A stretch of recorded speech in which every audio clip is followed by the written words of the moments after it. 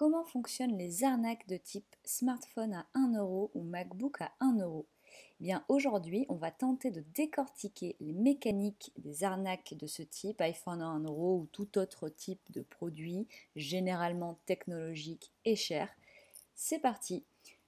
Petite information, si jamais vous êtes plus branché lecture que vidéo ou podcast audio, eh bien sachez que l'article qui a servi à faire cette vidéo est disponible et je vous mets le lien en bio de cette vidéo.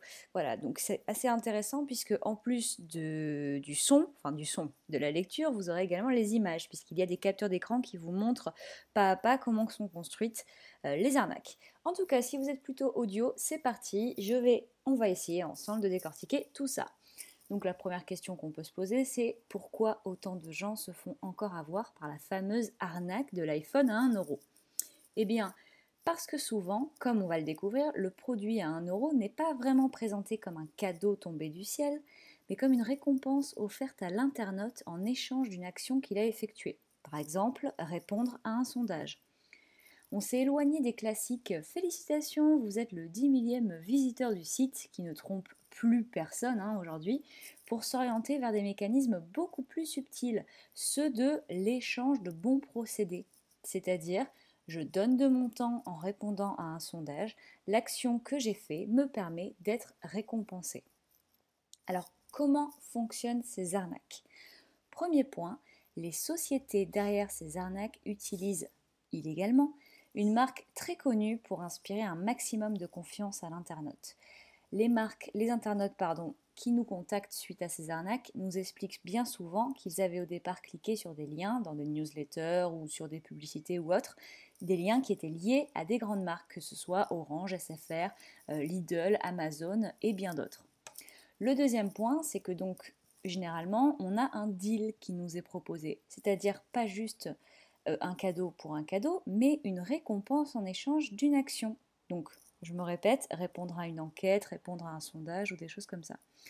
Et le troisième point, c'est que ces boîtes-là, elles simulent la rareté en donnant l'impression que l'offre est limitée.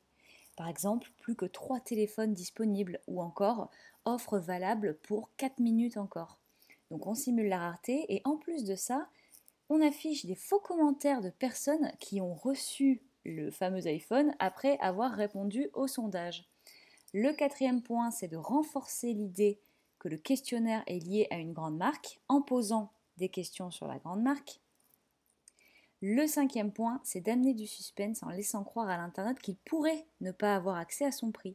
Cela renforce le sentiment d'être chanceux une fois que le site annonce que l'internaute peut avoir accès au cadeau. Le sixième point, on remet ici un petit coup de rareté et de réassurance avec les faux commentaires. Donc ce que je disais tout à l'heure, on y ajoute des photos pour donner envie et des notes, les petites étoiles jaunes qu'on retrouve sous les photos. Pour une nouvelle fois, valider le fait qu'il s'agit d'une vraie offre. Le septième point, enfin, vous arrivez sur le formulaire qui vous permet d'obtenir votre gain, entre guillemets. Si l'internaute consultait directement cette page, sans tout le processus du questionnaire avant, il remarquerait sans doute plusieurs éléments. Généralement, on trouve une petite phrase sous le téléphone qui indique qu'il ne s'agit pas d'un cadeau, mais d'une participation à un tirage au sort pour peut-être remporter le téléphone. Et puis, bien souvent, il y a également un bloc de texte façon conditions générales de vente qui précise qu'il s'agit d'un engagement pour un service quelconque de quelques jours qui débouchera sur un abonnement. Et oui, quand on voit la page comme ça, il est assez évident qu'il ne s'agit pas d'un cadeau. Mais ce sont toutes les étapes avant, l'espèce de questionnaire, les questions, ces mécaniques de rareté qui ont conditionné l'internaute et qui expliquent pourquoi l'internaute va entrer ici ses coordonnées bancaires sans même lire les différents blocs de texte. Alors, arnaque au smartphone, que se passe-t-il ensuite? Eh bien, conformément à ce que l'on vient de détailler précédemment, l'internaute se retrouve abonné sans même le vouloir à un service en ligne quelconque. Cela peut aller du coaching sportif au cours de cuisine en passant par des plateformes de jeux en ligne ou de streaming vidéo ou de choses comme ça. Dès le mois suivant de sa participation au sondage, l'internaute constate des prélèvements mensuels de plus ou moins 30 euros, ça peut être plus, pour un service qu'il n'a pas sollicité. Évidemment, l'intitulé du prélèvement affiché sur son relevé ne reprend pas le nom de la grande marque. Ce type d'arnaque est très courant. Et malheureusement, beaucoup d'internautes se font encore avoir. Donc, si vous avez trouvé ce contenu intéressant, n'hésitez pas à le partager autour de vous.